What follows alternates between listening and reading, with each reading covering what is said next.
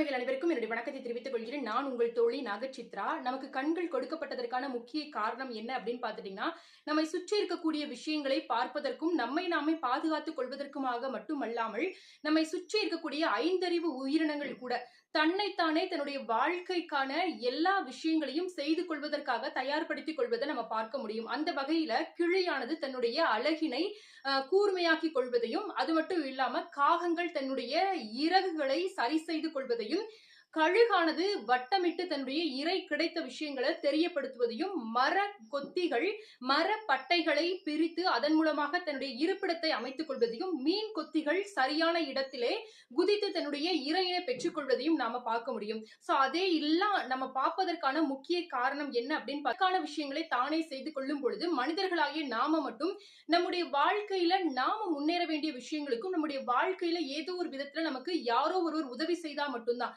என்னை தட்டி கொடுப்பதற்கான ஆட்கள் எனக்கு தேவைப்படுறாங்க, என்னுடைய எல்லா விஷயங்களையும் என்னை என்கரேஜ் பண்ணணும், மோட்டிவேட் பண்றதுக்கான ஆட்கள் தேவை அப்படின்னு சொல்லிட்டு நம்முடைய எல்லா விஷயங்களையும் நாம நின்னு போயிடுறோம்.